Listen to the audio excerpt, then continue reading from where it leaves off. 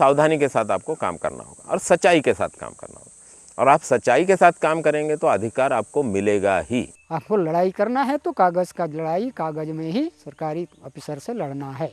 Records नहीं है तो राइट्स नहीं है।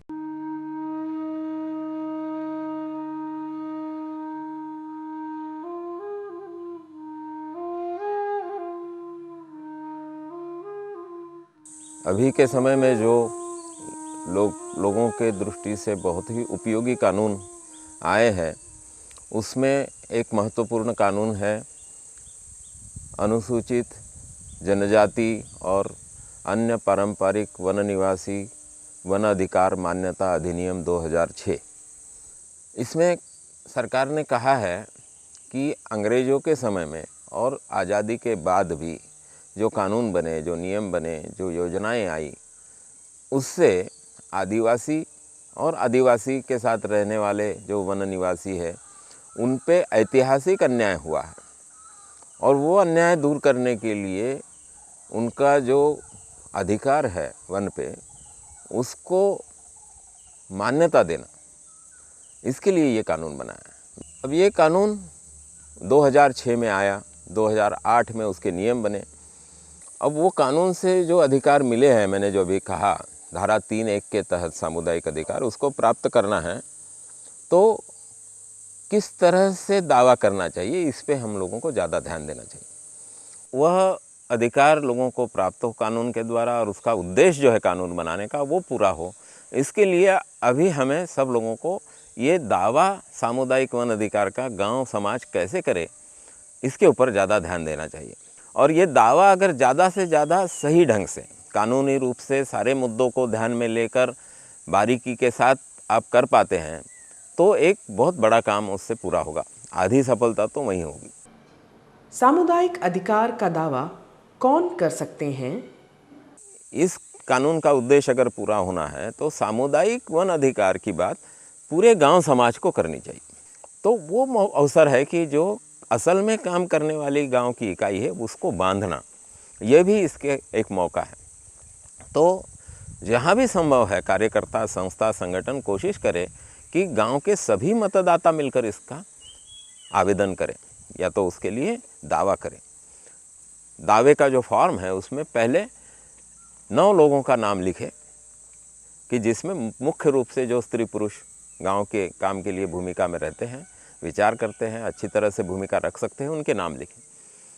और बाकी अंत में सारे मतदाताओं की सूची जोड़ते हुए उनके हस्ताक्षर और अंगूठे उस पर लिए जाए।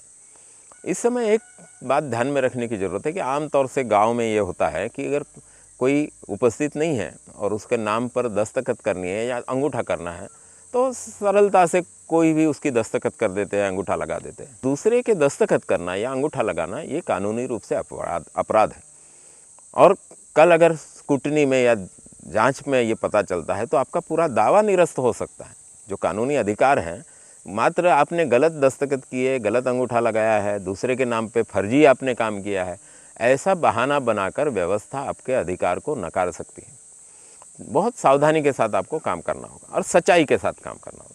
और आप सच्चाई के साथ काम करेंगे तो अधिकार आपको मिलेगा ही, ये आपका दृढ़ विश्वास इसमें होना चाहिए। तो ये हो गया कौन दावा करेगा।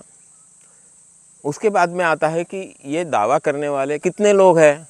तो ये सरपंच या पंचायत अध्यक्ष अगर प्रमाणित करते हैं एक प्रमाण पत्र देकर कि हमारे गांव के दावा करने वाले लोगों में इतने लोग अनुसूचित जनजाति के हैं, इतने लोग अन्य परंपरागत वन निवासी है और ये वन पर जीने के लिए निर्भर है, ऐसा अगर वो प्रमाण पत्र दे देते हैं तो वो पर्याप्त है इस दावे की पूर्तता के लिए।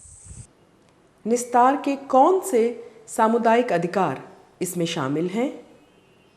तो निस्तार में जो सरकार के द्वारा अधिकार देने की बात है वो सारे अधिकार के लिए दावा है, ये लिख दें वहाँ पे।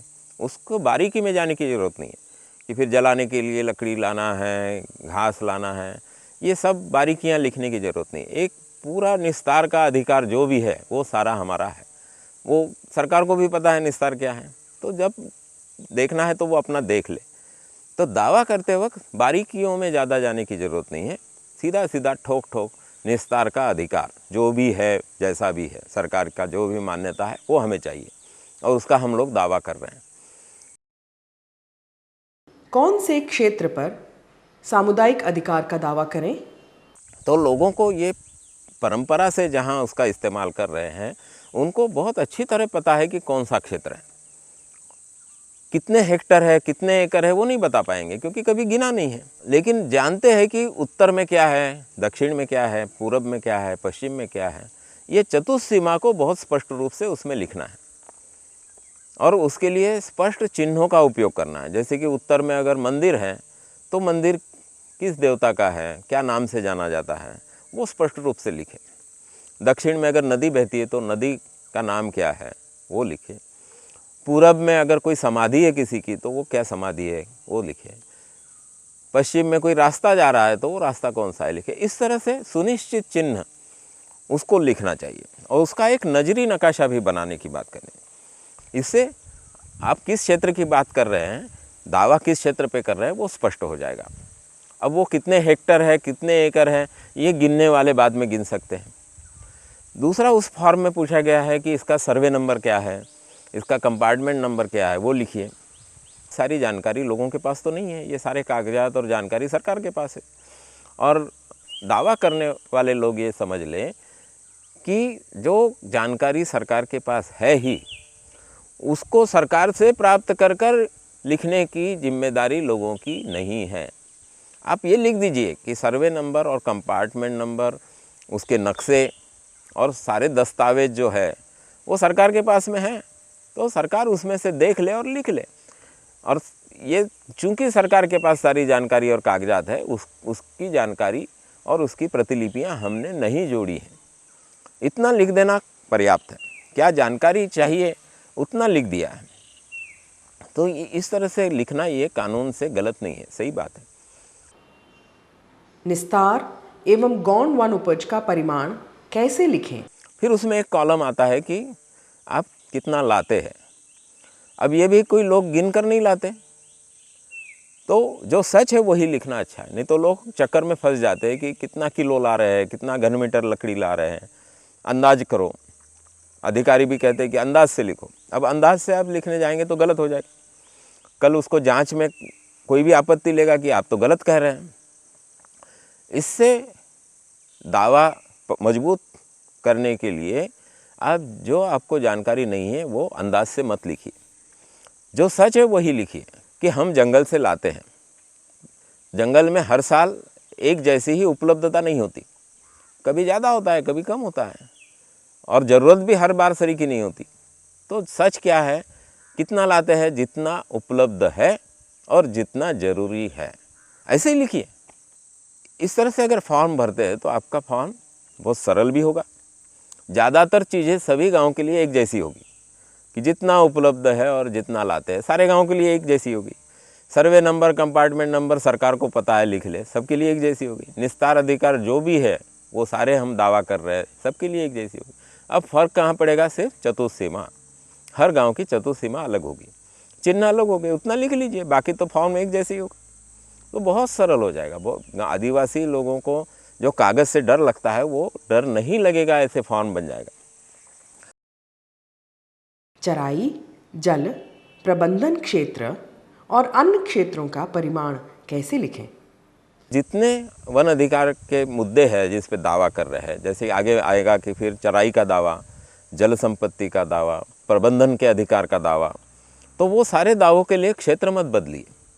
एक बार जो क्षेत्र पक्का कर लिया कि परंपरागत कौन सा वन क्षेत्र है जिसके लिए आप दावा कर रहे हैं, तो फिर जो जितने भी मुद्दे हैं वो सारे मुद्दों के लिए वही क्षेत्र रखिए। यहाँ पे भी लोग गड़बड़ करते हैं, उनको लगता है कि भाई आज यहाँ चरा रहे हैं तो उसी चराई का क्षेत्र भी। ऐसा नहीं है, आज यहाँ चरा रहे हैं, कल आप उसका ज़्यादा अच्छा प्रबंधन करेंगे तो आपको उसके कुछ क्षेत्र खुले करने पड़ेंगे, कुछ बंद करने पड़ेंगे, अलग अलग जगह चराई का काम करना पड़ेगा। तो सारे वन क्षेत्र का प्रयोग चराई के लिए आपको करना पड़ेगा कल।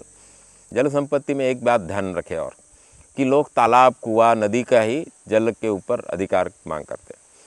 पानी सिर्फ नदी, तालाब, कुओं में नहीं होता। जब बारिश आती है तो वो सारे ज़मीन पर पानी गिरता है, फिर वहाँ से सब जगह जाता है।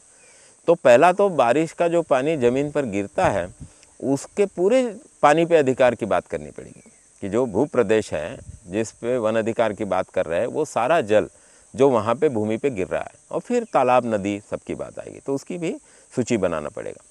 फॉर्म में ऐसे मुद्दे तो लिखे हैं, निस्तार लिखा है, जल संपत्ति लिखा है, चराई लिखा है, गौण वनोपज लिखा है, लेकिन जो सबसे महत्वपूर्ण अधिकार जो है कि जो 3(1) धारा में दिया है वो प्रबंधन का अधिकार, और वो प्रबंधन का अधिकार फॉर्म बनाते वक्त नहीं लिखा है। मतलब सिर्फ फॉर्म में लिखे मुद्दों पे आप जाएंगे तो प्रबंधन का अधिकार छूट जाएगा। अब ये प्रबंधन का अधिकार सबसे महत्वपूर्ण अधिकार है, क्योंकि प्रबंधन के अधिकार में आपको निर्णय का अधिकार आता है, आपको शासन का अधिकार आता है कि प्रबंधन में आपको निर्णय करने होते। कौन निर्णय करेगा? जो प्रबंधन कर रहा है वो निर्णय करेगा। आज प्रबंधन का काम वन विभाग को सौंपा गया है, इसलिए सारे निर्णय वन विभाग कर रहा था, और इसीलिए वो गलत चीज़ें हो रही थी, या तो लोगों को गुनहगार साबित किया जा रहा था, उन पे कार्रवाई हो रही थी, क्योंकि प्रबंधन का काम वन विभाग के पास था। अब कानून ये कह रहा है कि ये प्रबंधन का काम वन विभाग का नहीं होगा, ये गांव समाज का होगा, तो निर्णय का अधिकार गांव समाज के पास आएगा। तो ये उसकी बारीकी प्रबंधन शब्द से जुड़ी हुई है, उसके प्रति लोगों को सचेत करना, जागरूक करना, और वो अधिकार प्राप्त करने के लिए दावे में स्पष्ट रूप से लिखना बहुत ज़रूरी है।